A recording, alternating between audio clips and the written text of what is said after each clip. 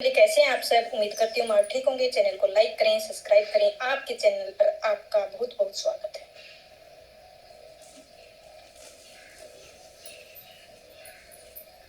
नवरात्रि के आजकल बहुत दिन खास चल रहे हैं और आपको नवरात्रि की बहुत बहुत शुभकामनाएं।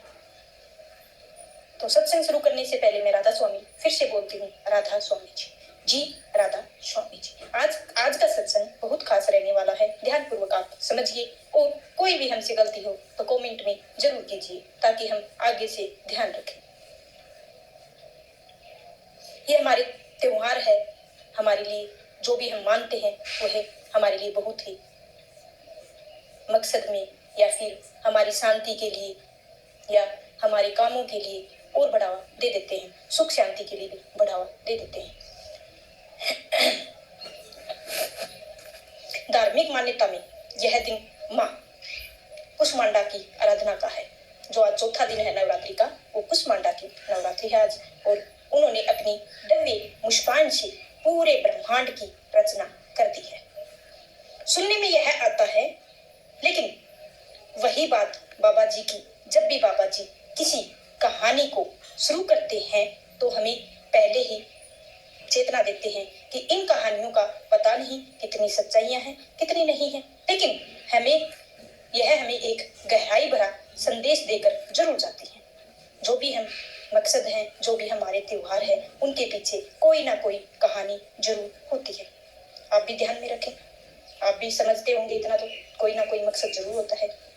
प्रश्न यह उठता है कि क्या यह कथा केवल एक पौराणिक कहानी है या इसके भीतर कोई छुपा हुआ परमार्थ भी है। ब्रह्मांड केवल बाहर ही नहीं है, जो सबसे विशाल ब्रह्मांड है वह तो हमारे भीतर है। एक एक मनुष्य के हृदय में एक एक अदृश्य संसार बसा हुआ है, जिसमें विचार, तारे, भावनाएं, चांद, सूरज है और संस्कार, पहाड़ और नदियों। अब सोचो, अगर भीतर इस ब्रह्मांड में अंधकार है तो बाहर प्रकाश भी अधूरा है। अगर भीतर रोशनी है तो बाहर भी अंधेरा भी हमें छू नहीं सकता है। माँ कुष्मांडा का परमार्थ संदेश यही, अपनी मुस्कान से अपने भीतर का अंधकार मिटाओ। और मुस्कान का अर्थ केवल होठों पर ऐसी नहीं है, बल्कि हृदय की निर्मलता से है। एक साधक का चेहरा तभी खिला होता है जब उसके भीतर परमात्मा की ज्योति जल रही होती है।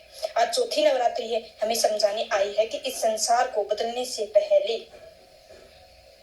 भीतर के संसार को बदलो। कुष्मांडा की तरह अपने विचारों को शुद्ध करो, अपने मन को शांत करो, अपने जीवन को मुस्कान से भर दो। त्योहार हैं, बड़ी खुशी के साथ मना रहे हैं, हर्ष उल्लास से मना रहे हैं, कोई नहीं रोक सकता है। गहराई कार्रवाई नहीं है। याद रखो कि जिसके भीतर परमात्मा का प्रकाश है, उसका अस्तित्व ही दूसरों के अंधकार को मिटाने लगता है। उसके पास बैठकर ही लोग शांति अनुभव करते हैं। उसका एक शब्द, एक स्पर्श, एक दया की नजर किसी पर टूटकर हृदय पर न्यौछावर हो जाती है तो असली पूजा वही है। यही नहीं कि हम दीपक जलाएं, बल्कि एक अंधकार से हमें दिया जलाना है। धूप, अगरबत्ती ज्यादा जरूरी, मन, पवित्रता और जरूर निर्मल कर्म और प्रेम करुणा, और अपने जीवन को ऐसा दीपक बनाएंगे जिसे देखकर हर कोई कहे कि यही माँ की सच्ची आराधना है, यही परमात्मा का सच्चा मार्ग है। क्योंकि हजूर स्वामी जी महाराज ने हमें तो पहले ही खोल खोल कर उपदेश दे दिया है कि प्यारी जीवात्मा, तेरा देश यही नहीं है, तेरा देश भीतर है। भीतर की आत्मा को जगा और मिलन कर। इसलिए बड़ा प्यारा शब्द उच्चारा आप जी ने भी फरमाया है, धाम अपने चलो, अपने पराये देश क्यों रहना।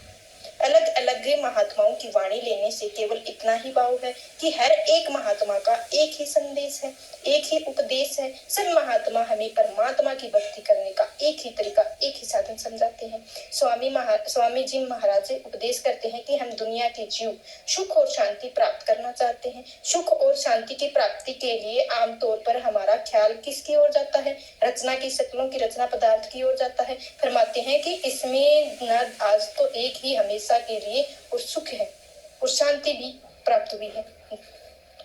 शांति हमारे अंदर जाने से ही प्राप्त हो सकती है, ऐसे तो नहीं हो सकती है, क्योंकि जिन शक्लों में पदार्थों में हम सुख ढूंढने की कोशिश करते हैं, सभी नष्ट हो जाना है, फना हो जाना है। यह सब अर्जी अस्थायी है, इसलिए इसमें खुश और शांति केवल अर्जी ही हो सकती है। थोड़े बहुत सुख नजर तो आते हैं, कुछ समय के बाद वह दुखों में बदल जाते हैं और परमात्मा हमें दाता दी हुई जिन्हों सुख का कारण समझे बैठे हैं, साथ ही मन में भय और डर बैठ जाता है। यह कहीं हमारे हाथ से निकल ना जाए, कहीं परमात्मा इस हमसे खुशियां वापस ना ले लें। जिस चीज का हमने 24 घंटे हमारे मन को भय बना हुआ है, धीरे धीरे दुखों में तब्दील हो रहा है। शादी होती है, किसी की सुख खुशी महसूस होती है, किसी का दान पुण्य होता है, किसी का नाच गाने के साथ होता है, किसी का मन बह जाने के लिए होता है। तो ये जरिया ना जाए, हम शराबी ना हो जाएं, फजूल खर्ची ना शुरू करें और पड़ोसियों से लड़ना शुरू ना करें। परमात्मा उसी ही को वापिस बुला ले जो मन से डर बैठा हुआ है। यह हमारे जीवन को नरक बना देता है। हमारे बाल बच्चे होते हैं, मन में जरूर खुशी होती है, साथ ही मन में भय भी होता है, डर में बैठ जाते हैं। परवरिश किस तरह करेंगे, खर्चे कितने हैं, पैसे कहाँ से आएंगे, स्कूल में दाखिला कैसे ढूंढेंगे, बुरी संगत से कैसे बचाएंगे, शराबी ना बन जाए, आवारागर्दी ना आ जाए, नालायक ना हो जाए। तो इन चीजों को छोड़कर हमें आगे चलना होगा। एक्सीडेंट ना हो जाए, बीमार ना हो जाए, वही औलाद आहिस्ता आहिस्ता हमारे दुखों का कारण बन जाती है। फिर हम हुकूमत के नशे में सुख ढूंढने की कोशिश करते हैं। लोग जब भी हमारे गले और फूलों का हार डालते हैं तो हमारे जुलूस निकालते हैं, हाथियों पर चढ़ाते हैं, दूसरे वाह वाह करते हैं और हमारा मन फुला नहीं समाता है। लेकिन बड़े बड़े लीडर बैठे रहते हैं, मन के डर और भय बैठ सकता है, कहीं हमारे हालात ऐसे ना हो जाए, कहीं गोलियों का निशाना ना बना दिया जाए। इंक्वायरी जांच शुरू और पड़ताल शुरू हो जाती है। अखबारों में हमारी मिट्टी प्लीत होनी शुरू हो जाती है, रातों रात दूसरी पार्टी उठाकर जेल खानों में डाल देती है। यह तो मन में भय और डरा हुआ बैठा हुआ है, हमारी दुनिया की मान बढ़ाई के दुखों को बदल देता है। धन दौलत आती है, मन की जरूर खुशी महसूस होती है, साथ में फर्क भी लगे होती है कि सेल टैक्स के चक्कर में पड़ गए, किसी इनकम टैक्स के चक्कर में पड़ गए, किसी को कुछ भय रहता है। ये इसके कारण दिल के दौरे भी पड़ने शुरू हो जाते हैं, शुगर ब्लड प्रेशर की बीमारियां भी लग जाती हैं, मेंटली डिप्रेशन में भी आ जाते हैं। तो हमारा रुपया पैसा भी हमारे लिए दुख का कारण बनकर खड़ा हो सकता है। शराबों कबाबों लज्जतों को सुख ढूंढते हैं, चीजें खाने पीने की बहुत अच्छी लगती हैं और शरीर में पर बीमारियों का हिसाब किताब देना पड़ता है, जेलों में जाकर चक्की पीसनी पड़ती है, वकीलों की फीस अदा करनी पड़ती है, मुकदमों के खर्चे बर्दाश्त करने पड़ते हैं। तो पता चलता है कि यह चीजें सुख का कारण थी और दुख का कारण भी थी। इन सपनों पदार्थों में हमें सुख क्यों नहीं मिलता है? तो स्वामी महाराज जी फरमाते हैं, तब जो मन यह सुख धाम लगो तुम्हें चढ़कर।